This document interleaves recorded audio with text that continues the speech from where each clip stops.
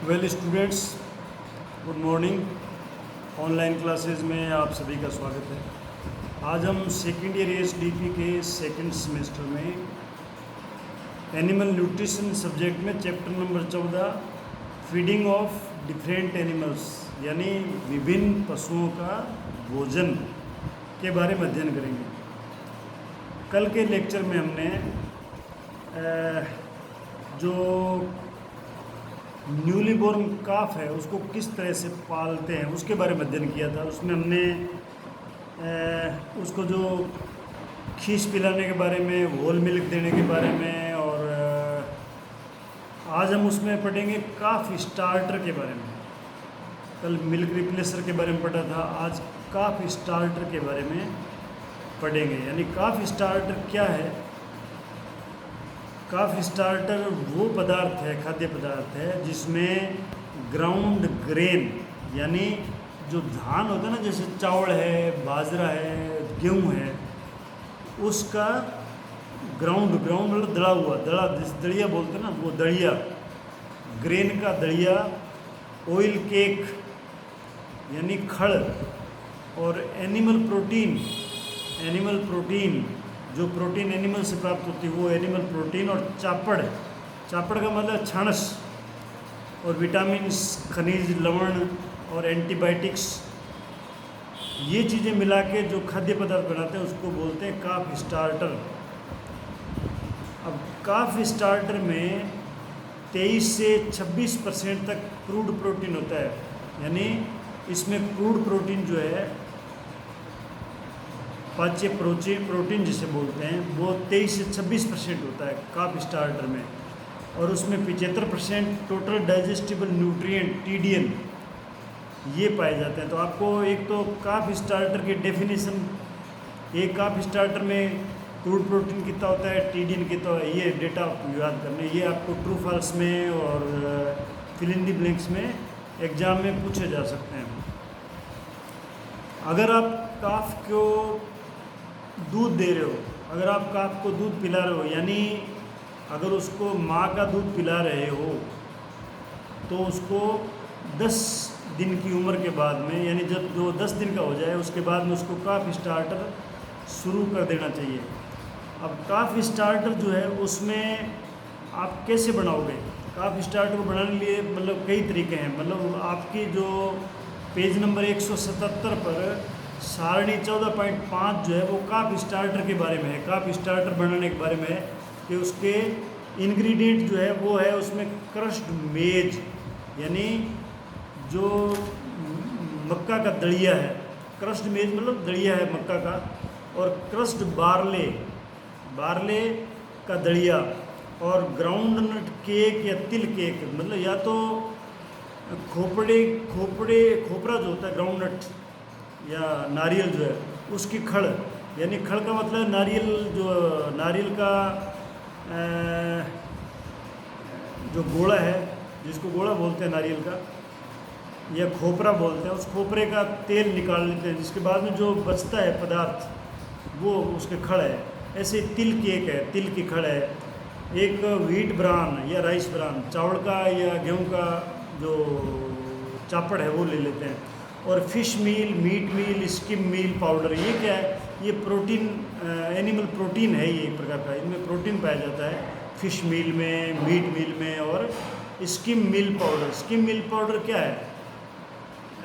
दूध का पाउडर बनाते हैं जिसमें क्रीम निकालने के बाद में जो दूध का पाउडर बनाते हैं उसके मिल्क पाउडर बोलते हैं। अब इसके 5 तरीके, यानी कि अगर आप इसका 100 किलो का अगर आप काफ स्टार्टर बनाते हो तो पहले टाइप में क्या करोगे, उसमें जो क्रश्ड बारले है, बारले का जो दड़िया है वो आप 50 किलो लोगे, और ग्राउंड नट केक या तिल केक जो खड़ है वो आप 20 किलो लोगे। उसमें आप में व्हीट ब्रान या राइस ब्रान, या तो गेहूं का चापड़ या चावल का चापड़ जो है वो आप 10 किलो लोगे, और 20 किलो उसमें फिश मील, मीट मील या मिल्क पाउडर जो भी मिला सकते हो वो मिला लो, तो ये 100 किलो हो गया। अब इस 100 किलो काफ स्टार्टर में कुछ चीज़ें और मिला लेते हैं, 5 से 10 किलो उसमें मोलासिस मिला लेते हैं, 10 ग्राम विटामिन सप्लीमेंट मिला लेते हैं, विटामिन सप्लीमेंट, और 500 ग्राम साल्ट, 2 किलो मिनरल मिक्सचर और 20 ग्राम एंटीबायोटिक मिक्सचर, ये चीज़ें मिला लेते हैं उसमें। तो ये क्या है, एक काफ़ी स्टार्टर बन गया। इसी तरह से सेकंड टाइप का है, उसमें यही चीज़ें जो है उसी अनुपात में लेते हैं। फिर थर्ड वाला जो है उसमें भी इसी अनुपात में लेते हैं। फोर्थ में क्या लेते हैं कि क्रश मेज ले लेते हैं 50, यानी क्रश बार्लिक जो क्रश मेज ले लेते हैं, यानी चेंज करते रहते हैं उन चीज़ों को। तो ये आपका काफ़ी स्टार्टर है। अब इस काफ़ी स्टार्टर को बच्चे के पैदा होने के 10 दिन बाद में हम शुरू कर देते हैं। अब इस काफ़ी स्टार्टर को जब आप देते हो तो कुछ और बातें भी ध्यान रखने वाली है। मतलब बच्चे के लिए जो काफ का आप रीयरिंग करते हो तो उसमें कुछ और बातें भी ध्यान रखने वाली बातें क्या है कि बुफेलो काफ में, यानी भैंस का जो बच्चा है उसमें एस्केरिस जो पैरासाइट है, जिसको हर्स बोलते हैं ना, सांप की तरह जो पैरासाइट होते हैं पेट में, वो बुफेलो काफ में नियोनेटल स्टेज में ही पैदा हो जाते हैं। नियोनेटल का मतलब है पैदा होने से पहले, जब अपनी माँ के पेट में होता है यूट्रस में, उसी टाइम उसके अंदर जो है ये एस्केरिस का इन्फेक्शन पेट में हो जाता है बच्चे के, भैंस के बच्चे में। इसलिए बुफेलो काफ को प्रथम सप्ताह में जब पैदा होता है तो जो फर्स्ट सप्ताह होता है उसके अंदर ही उसको 10 ग्राम पाइपरेजिन एडिपेट मुंह द्वारा पिला देना चाहिए, जिससे क्या है उसके एस्केरिस जो है वो जो पैदा होने से पहले उसके अंदर पैदा हो गए थे एस्केरिस इन्फेक्शन पैरासाइट जो पेट के हैं वो भैंस के बच्चे में पैदा होने से पहले ही उसके पेट में प्रोड्यूस हो जाते हैं या उसको इन्फेक्शन कर देते हैं। उसके लिए उसको 7 दिन के अंदर ही, यानी पैदा होने के 7 दिन के अंदर उसको पाइपरेजिन एडिपेट इस एस्केरिस को मारने के लिए दे देना चाहिए। शुरुआती कई दिनों तक, मतलब शुरुआती कई सप्ताह तक, यानी शुरुआत में 5-6 वीक तक जो है काफ को जो काफ स्टार्टर देते हैं उसमें एंटीबायोटिक देना चाहिए, उसको एंटीबायोटिक देना चाहिए। काफ को उचित मात्रा में विटामिन ए, बी कॉम्प्लेक्स और D, vitamin A, B complex, D और खनिज लवण ये अवश्य देना चाहिए। काफ को 3 से 4 सप्ताह तक तो उसको काफ पेन में रखते हैं। पेन का मतलब है एक अलग स्थान है काफ का, जिसमें जैसे मुर्गी का पेन होता है दड़बा, ऐसे इसका एक छोटा पार्टीशन होता है, मतलब जहाँ बछड़ों को रखते हैं, छोटे छोटे पार्ट्स में उसके रहने के लिए बनाते, तो अलग अलग रखते हैं बछड़ों को। जब तक वो 3-4 सप्ताह की उम्र तक तो काफ को अलग अलग रखते हैं। लेकिन जब 1 महीने का हो जाए काफ की उम्र जब 1 महीने की हो तो आप 20-30 काफ को साथ में रख सकते हो, एक साथ रख सकते हो उनको। तो ये बहुत ज़रूरी चीज़ है कि आप काफ को कितनी उम्र तक अलग अलग रखना है, यानी कम से कम 1 महीने की उम्र तक उनको अलग अलग रखना है, उनको साथ में नहीं मिलाना है। लेकिन जैसे वो 1 महीने के होते हैं तो आप 20-30 काफ जो है उनको इकट्ठा रख सकते हो। जो बछड़े हैं, छोटे बछड़े हैं, उनको आहार खिलाने के बाद में, यानी आप उनको काफ स्टार्ट खिला रहे हो या उनको आप मिल्क पिला रहे हो या जो भी चीज़ पिलाते हो, तो इनके बर्तन को हाथों हाथ, यानी जैसे ही आपने उसको फीडिंग किया, बर्तनों को साफ़ करके रख देना चाहिए, नियमित सफाई करनी चाहिए, ताकि कई बीमारियों से बछड़ों को बचाया जा सकता। अब एक पेज नंबर 178 पे एक चार्ट दिया हुआ है, यानी 14.6 नंबर सारणी है। उसमें 3 महीने की एज तक, फर्स्ट डे से लेके बछड़ा जैसे पैदा होता है उससे लेके 3 महीने की उम्र तक उसको किस प्रकार से फीडिंग करना है, ये चार्ट में दिया हुआ है। यानी 1 से 3 दिन तक, जब बछड़ा पैदा होता है तो 1 से 3 दिन उसको होल मिल्क देते हैं, यानी कोलोस्ट्रम जिसे बोलते हैं, यानी इसको कोलोस्ट्रम देंगे पहले 1 से 3 दिन तक। ये कितना देंगे उसको? 2550 ग्राम, यानी 2550 ग्राम का मतलब हो गया लगभग 2.5 किलो उसको कोलोस्ट्रम पिलाएंगे 3 दिन तक। चौथे दिन से 7वें दिन तक उसको इतना ही होल मिल्क, मतलब बिल्कुल जिसको आप कहते हो ना, जिस मिल्क में कुछ मिलाया हुआ नहीं है, बिल्कुल जैसा मिल्क गाय से निकाला वैसा मिल्क उसको देना है। ये फिर बाद में उसको बढ़ाते बढ़ाते क्या दूसरे वीक में उसको मिल्क कम कर देते हैं, ज़्यादा कर देते हैं। उसके बाद में उसको काफ स्टार्टर देना शुरू कर देते हैं, काफ स्टार्टर। फिर उसको बाद में स्किम मिल्क दे देते हैं। स्किम मिल्क का मतलब है जिसमें से क्रीम निकाल लेते हैं, वो मिल्क है स्किम्ड मिल्क। और उसके बाद में उसको गुड क्वालिटी का हे देना शुरू कर देते हैं। तो ये चार्ट आप इसको याद कर सकते हो। चार्ट को पूरे को बताने की जरूरत नहीं है, आप चार्ट को देख के इसको देख सकते हो कब उसको काफ स्टार्टर देना शुरू करेंगे, कब स्किम मिल्क देते हैं, कब उसको ये देते हैं गुड क्वालिटी का। अब जो बछड़े हैं, ये तो था 3 महीने तक उनको किस प्रकार से फीडिंग करनी है। अब 3 महीने के बाद में 3 महीने से लेके मेच्योरिटी तक, जब तक वो वयस्क नहीं हो जाता तब तक उसको कैसे पालना है। यानी 3 माह के बाद में बछड़े को हरा चारा देना शुरू कर सकते हैं, क्योंकि उसका रूमन एक्टिव हो जाएगा। हरे चारे के रूप में बाजरा है, नेपियर घास है, ग्रीन घास आदि है, वो 2 किलो प्रतिदिन के हिसाब से उसको खिलाना चाहिए 3 महीने के जब हो जाए तो। और जब वो 6 महीने का हो जाए तो उसको 5 से 10 किलो तक आप चारा खिला सकते हो, यानी ये घास खिला सकते हो, क्योंकि इसकी मात्रा आप धीरे धीरे बढ़ाओगे जैसे जैसे उसकी उम्र बढ़ेगी।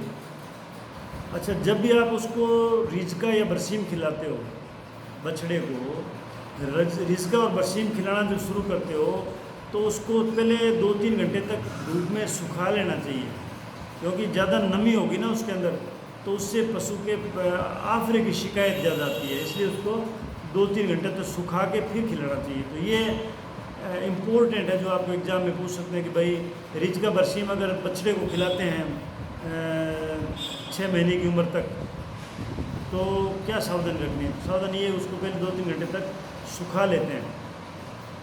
इसी प्रकार दाना जो है, उसको दाना कैसे दोगे, 4 महीने की उम्र तक तो उसको 1.25 किलो यानी 750 ग्राम दाना उसको डेली देना है। और जब उसकी उम्र 5 महीने की हो जाए तो उसको 1 किलो देना शुरू कर देते हैं। और 6 महीने की उम्र पर उसको 1.5 किलो प्रतिदिन दाना देते हैं। 6 माह के बाद में जो नर बछड़ा और मादा बछड़े हैं उनको अलग अलग कर देना चाहिए। 6 महीने तक आप उनको साथ में रख सकते हो। 20 से 30 बछड़े एक साथ रखते हो ना, तो उसमें मादा और नर बछड़े दोनों साथ में रख सकते हो। लेकिन जैसे ही वो 6 महीने को हो जाए उसके बाद में नर को अलग कर दो, मादा को अलग बाड़े में रखो। एक बाड़े में मादा रखो, एक में नर बछड़े रखो। अब जो 6 से लेके 24 महीने की उम्र तक पशु में प्रतिदिन जो है ना आधा किलो भार बढ़ता है उसका। मतलब 24 माह तक की उम्र के पशु में, जब पशु 6 महीने का हो जाता है तो 24 महीने की उम्र तक होने तक उसका भार जो है ना डेली आधा किलो बढ़ता है। इसलिए उसको 2 किलो दाना पर डे और 15 से 20 किलोग्राम उसको हरा चारा प्रतिदिन खिलाना चाहिए। तो ये फीडिंग शेड्यूल है, जो आप किताब में पढ़ो तो आपको ध्यान पड़ जाएगा, क्या याद तो आपको करना है इसको। अब ये एक चार्ट है पेज नंबर 179 पे, 179 पे चार्ट नंबर है 14.7, जिसमें लिखा है भरण पोषण की 3 माह से गर्भ धारण की उम्र तक। यानी बछड़ी जो है, एक बछड़ी वो 3 महीने से लेकर जब तक वो गर्भ धारण कर लेती है तब तक उसको क्या खिलाना है, वो उसका शेड्यूल दिया हुआ है कि भाई उसको 3 महीने से लेकर 6 महीने तक कंसनट्रेट कितना देना है, उसको ग्रीन फोडर कितना देना है, लेग्यूम्स कितना देना है, ग्रीन फोडर कितना देना है अकेला, 6 से 12 महीने और 1 साल से एज ऑफ कंसेप्शन का मतलब है जब तक वो जबड़ हो जाती है। तो ये चार्ट में देके आपको याद करना है। कुछ और बातें भी हैं जो पशु को आहार देते समय ध्यान रखना। जब आप पशु को आहार देते हो तो उस टाइम कुछ बातें आपको ध्यान रखनी पड़ेगी। जैसे आप नर काफ है, जो नर बछड़ा है, उसको हम जैसे मान लो बुल बनाने को पालते हैं नर बछड़े को। अगर नर बछड़े को बुल बनाने के लिए पालते हैं तो उसे 6 माह तो आगे तक दूध पिलाते हैं उसको। यानी अगर वो नर बछड़ा है और आप सोचते हो कि ये सांड बने, तो उसको 6 महीने या उससे आगे तक उसको दूध पिलाना है। माँ का दूध उसका बंद नहीं करना है। दूध के साथ 2 माह की उम्र के बाद में उसको काफ स्टार्टर प्लस गुड क्वालिटी है अवश्य दें। जब 2 महीने का हो जाए तो दूध के साथ साथ उसको काफ स्टार्टर देना और ग्रीन पाउडर देना भी शुरू कर देना चाहिए। 6 से 12 माह की उम्र में, मतलब 6 महीने का जब हो जाए और 12 महीने तक, यानी 6 से 12 महीने का मतलब 6 महीने तक, जब वो 6 महीने का हो जाए तो उसके बाद में 6 महीने तक उसको 2.5 किलो दाना, 1 से 2 वर्ष की उम्र में 3 किलो दाना, यानी जब वो 12 महीने का होगा तब तक उसको 2.5 किलो दाना देना है। और जब वो 1 से 2 वर्ष की उम्र में हो जाए, 2 साल का हो जाए, तब उसको 3 किलो दाना प्रतिदिन देना शुरू कर देना चाहिए। और उसको लुसर्न का हरा चारा, लुसर्न बरसीम सुनी आपने, उनका हरा चारा जो है 20 से 25 किलो प्रति पशु, और साथ में सूखा चारा भी देना चाहिए। अगर ये चीज़ें जब आप नर बछड़े को देते हो तो आपको एक चीज़ ध्यान रखनी है कि वो ज़्यादा शरीर में फैटी नहीं हो जाए। अगर वो शरीर में मोटा हो रहा है तो इस चीज़ को कम कर देना चाहिए, दाने को कम कर देना चाहिए। नहीं तो मोटा हो गया तो फिर वो प्रजनन के लिए सेवा देने के योग्य नहीं रह पाएगा। इसके बाद में आता है ओसर। ओसर का मतलब है वीफर, बछड़ी जो आगे गाय बनेगी। अब ओसर को अच्छा उचित मात्रा में आहार देना क्यों आवश्यक है, ये जो आपको एग्जाम में पूछ सकते हैं। भाई एक ओसर जो है उसको उचित मात्रा में अच्छा आहार देना क्यों आवश्यक है? इसलिए आवश्यक है, एक तो वो जल्दी वयस्क हो जाए, यानी जल्दी मैच्योर हो जाए। नंबर 2, उसमें ज्ञापन होने की क्षमता पैदा करने के लिए देते हैं कि वो जल्दी ज्ञापन हो जाए। एक उसका जो पहला प्रसव है, यानी जो पहली बार ब्याएगी वो आसानी से ब्याह जाए, यानी सफल साधारण प्रसव के लिए भी उसको अच्छा फीड देना जरूरी है। अच्छे उत्पादन के लिए अगर आप उसको बछड़ी के टाइम से अगर आप उसको अच्छा खिलाओगे पिलाओगे तो वो जब ब्याएगी ना, गाय बनेगी तो अच्छा दूध देगी और वो दूध लंबे समय तक देगी। इसलिए उसको अच्छा खिलाना पिलाना जरूरी है। अब उसको क्या देते हैं चारे में? उसको ओसर को देते हैं 3 से 4 किलो दाना और भूसा, जो सूखा भूसा है वो 3 से 4 किलो देते हैं। हरा चारा उसको 10 से 15 किलो देते हैं शारीरिक भार के अनुसार। ये तो नॉर्मल है, आप उसका शारीरिक भार बढ़ गया तो उसको ज़्यादा भी कर सकते हो। अगर आप उसको केवल भूसा देते हो, हरा चारा नहीं देते हो, तो उसको 5.5 से 7.5 केजी भूसा जो है डेली देना चाहिए शरीर के भार के अनुसार। नहीं तो कम भूसा दोगे तो वो फिर भूखी रहेगी। अगर आप उसको केवल हरा चारा देते हो, भूसा नहीं देते हो, तो उसको 18 से 23 किलो शारीरिक भार के अनुसार उसको जो है हरा चारा देना चाहिए। दाना उसको 1.5 किलो प्रतिदिन दोगे आप ओसर को, ओसर यानी बछड़ी को। खनिज लवण या नमक वो 30 ग्राम उसको प्रतिदिन देना है। अब गर्भित पशु का पोषण है, जो गाय ब्याने वाली है उसका पोषण के लिए क्या करोगे? उसके पोषण के लिए जो वयस्क भैंस होती है ना, अडल्ट भैंस जो है, उसका भार लगभग 450 से 600 किलोग्राम होता है। एक वयस्क भैंस का भार 450 से 600 किलोग्राम तक होता है। गाय का वजन जो है वो 300 से 550 किलोग्राम तक होता है। तो ये डेटा आपको याद करने हैं कि वयस्क भैंस का भार कितना होता है, वयस्क गाय का भार कितना होता है। अब जो गाय गर्भित है उसको अंतिम तिमाही में, यानी लास्ट वाले 3 महीने, यानी 7वां, 8वां और 9वां महीना जो है, उसमें उसको अतिरिक्त दाना देना पड़ता है 1 से 3 किलोग्राम अतिरिक्त दाना। और हरा चारा भी अतिरिक्त देना। क्यों देना पड़ता है? इसके कई कारण हैं। यानी एक तो बच्चे के विकास के लिए ज़रूरी है, पेट में बच्चा पड़ रहा है। दूसरा उसके अडर के विकास के लिए, यानी अडर का मतलब वड़ा जिसको अपने वड़ा बोलते हैं ना, उसके विकास के लिए। और उसके स्वयं की प्रतिदिन की जो जैविक क्रियाएं हैं, चलना फिरना उठना बैठना, बॉडी के काम लेना, सांस लेना, प्लस हार्ट का काम करना, लीवर का, किडनी का, उसके लिए भी उसको चाहिए। स्टिल बर्थ को रोकने के लिए, स्टिल बर्थ का मतलब होता है समय से पहले बच्चा जो है वो पैदा हो जाए, उसको स्टिल बर्थ बोलते हैं। और उसको रोकने के लिए, और कोलोस्ट्रम जो होता है उसमें विटामिन ए की मात्रा ज़्यादा होगी अगर आप उसको दाना ज़्यादा खिलाओगे और उसको हरा चारा ज़्यादा खिलाओगे तो। और ब्याने के बाद में वो अच्छा दूध देगी। यानी विटामिन ए की पूर्ति के लिए, विटामिन ए की पूर्ति के लिए, यानी जो जेर होती है ना, जेर की जो इपिथीलियम है, यानी प्लेसेंटा की जो इपिथीलियम है, उसके विकास के लिए विटामिन ए देना भी जरूरी है, ताकि स्टिल बर्थ की स्थिति पैदा। स्टिल बर्थ का मतलब होता है जन्म से पहले बच्चे को पैदा कर देना, इमेच्योर बच्चे को पैदा कर देना।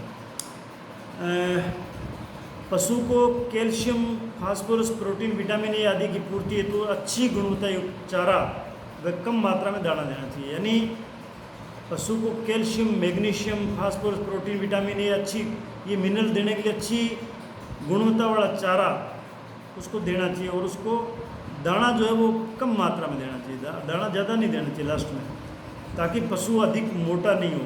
ये दाना अगर ज़्यादा दोगे तो पशु मोटा हो जाएगा।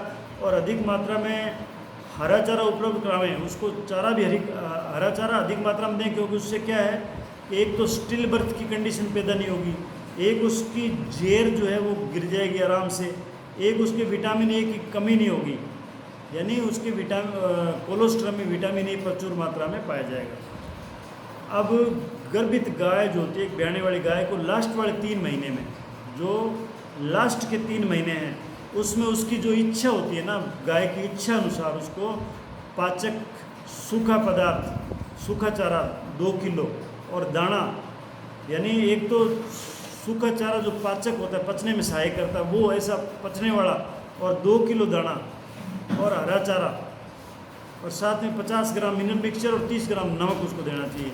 इससे क्या होगा, इससे पशु जो है उसको मतलब कब्जी नहीं होगी, पशु को कॉन्स्टिपेशन नहीं होगा, कब्जी नहीं होगी, और अगर कब्जी नहीं होगी तो बच्चा सेफ रहेगा। इसके बाद में जो पशु दूध देता है ना, दूध देने वाला पशु, उसका आहार कैसा होना चाहिए, ये देखो। दूध देने वाले पशु को हम आहार 2 प्रकार का देते हैं। एक तो मेंटेनेंस, ये मैंने आपको पहले बताया था, मेंटेनेंस आहार, और एक होता है उत्पादन आहार, यानी निर्वाह राशन। निर्वाह राशन क्या है, पशु को खुद की बॉडी को मेंटेन करने के लिए जो राशन देते हैं वो है।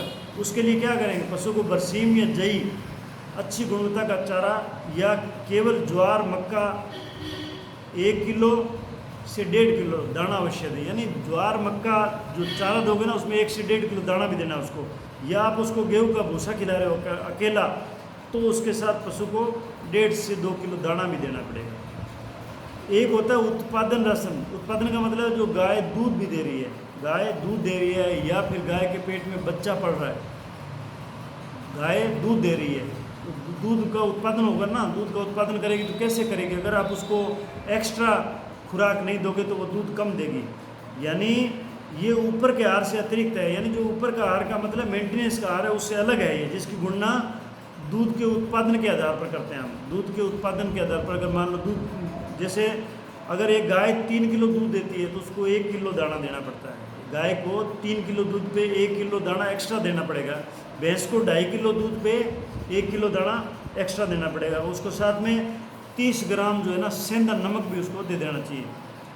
अब इसके अंदर एक दिया हुआ है कि जो गाय जो है 10 किलो दूध देती है पर डे, एक गाय जो 10 किलो दूध पर डे देती है, उसके लिए चारा कैसे देंगे आप, उसका आहार क्या है, तो वो इस किताब में दिया हुआ है पेज नंबर 183 पर। उसको आप याद कर लेना कि 10 किलो दूध देने वाले गाय को जो पर डे 10 किलो दूध देती है, उसको 25 किलो हरा चारा देते हैं। 25 किलो हरा चारा देते हैं पर डे, और 5 से 6 किलो भूसा, भूसा का मतलब तूड़ी है, यानी सूखा चारा जो है, और 3.5 किलो उसको दाना देते हैं। 3.5 किलो दाना देते हैं, क्योंकि 3 किलो दूध पे उसको 1 किलो दाना देते हैं, तो इसका दाना जो है 3.5 किलो दाना हो जाएगा। और 40 ग्राम उसको मिनरल मिक्सचर देंगे, 40 ग्राम मिनरल मिक्सचर। ये हो गया 10 किलो दूध देने वाले पशु के लिए। और एक अगर 18 से 20 किलो दूध देती है गाय कोई, तो उसको हरा चारा जो जस्ट डबल हो जाएगा, यानी 40 से 50 किलो हरा चारा देंगे, और सूखा चारा उसको 6 से 10 किलो देंगे। 4 किलो दाना और 650 ग्राम खड़ और 50 ग्राम नमक और 50 ग्राम मिनरल मिक्सचर, ये चीज़ें उसको देंगे। तो अब एक आपको सारणी है 14.8 नंबर की, पेज नंबर 183 पर। इसमें जो दूध नहीं देने वाली गाय है, जो गाय ड्राई है, जो दूध नहीं देती, उसका चारा बताया हुआ है कि भाई अगर आप उसको सिर्फ हरा चारा देते हो सिर्फ 3 किलो और उसको देते हो भूसा 4 किलो, तो दाना देंगे उसको 2 किलो और 40 ग्राम मिनरल मिक्सर देंगे। अगर उसको केवल भूसा देते हो 5.5 किलो से 7.5 kg, तो उसको दाना 2 किलो दोगे और 40 ग्राम उसको मिनरल मिक्सर दोगे। अगर उसको केवल हरा चारा देते हो 18 से 23 किलोग्राम, उसके साथ भूसा नहीं देते हो, तो उसको 2 किलोग्राम दोगे आप दाना और 40 ग्राम दोगे उसको मिनरल मिक्सर। अब आपने देखा इसमें हरा चारा और भूसा जब दोनों देते हैं तो इनके दोनों की मात्रा कम होती है, लेकिन जब अगर केवल भूसा देते हो तो भूसे की मात्रा बढ़ा देते हैं, अगर केवल हरा चारा देते हो तो हरे चारे की मात्रा बढ़ा देते हैं, क्योंकि उसको ड्राई मैटर चाहिए ना, तो वो ड्राई मैटर अकेले चारे से मिलेगा तो उसकी मात्रा बढ़ा दोगे। तो अब जो नेक्स्ट है प्रजनन योग्य सांड के बारे में, ये अगले नेक्स्ट चैप्टर में पढ़ेंगे। धन्यवाद।